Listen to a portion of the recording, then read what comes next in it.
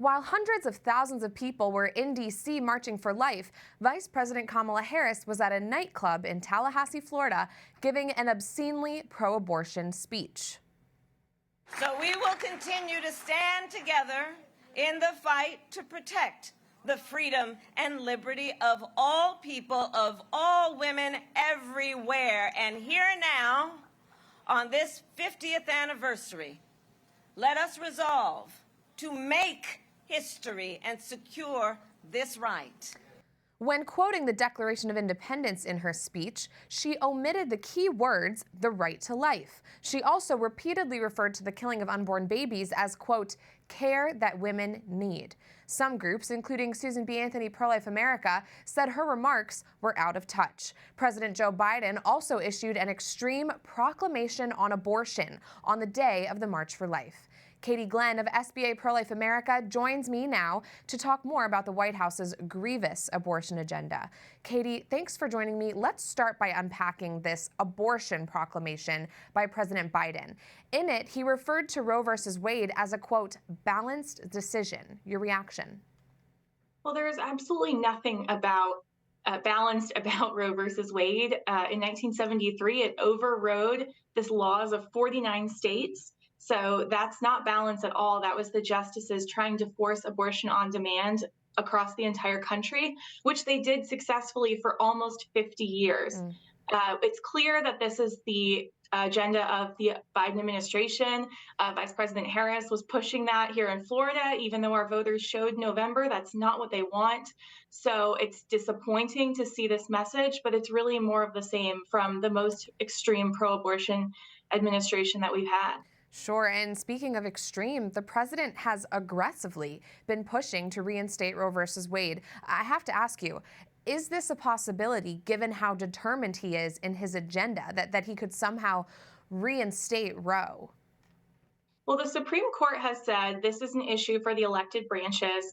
Our Congress is closely divided, but it would not pass a bill anything like the pro-abortion agenda that he wants. It failed in the Senate last year. It barely passed in the House last Congress. The House is now has a majority of pro-life members and certainly is not going to be popular or voted into the law in most of our states.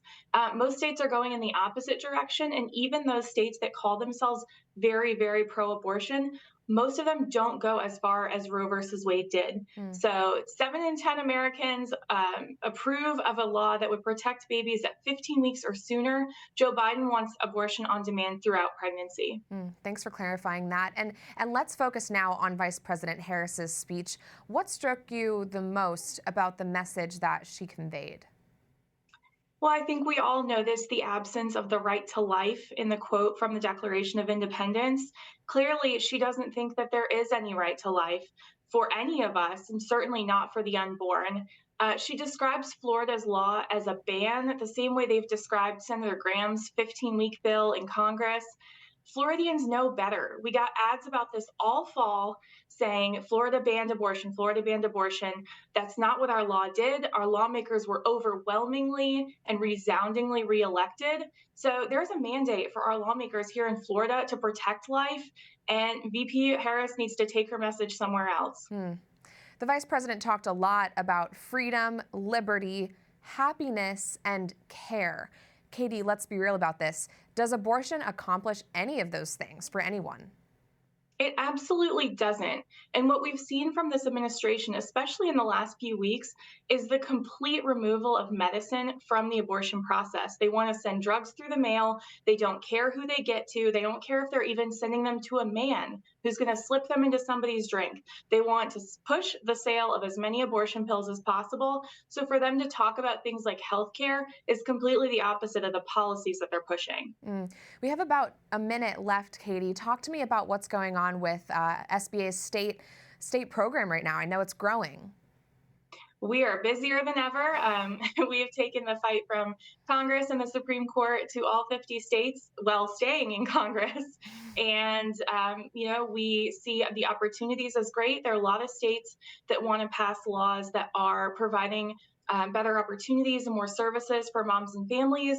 There are a lot of states with the opportunity to pass more protective laws to protect babies earlier in gestation already. You can follow on lifesavinglaws.com. We're keeping track of these. 15 pro-life laws are in place, with another half dozen in the courts and more that can be accomplished legislatively. So even though the threats from Washington are great, the opportunities are great as well. Well, Katie, thanks so much for speaking so frankly about all of this and for joining us.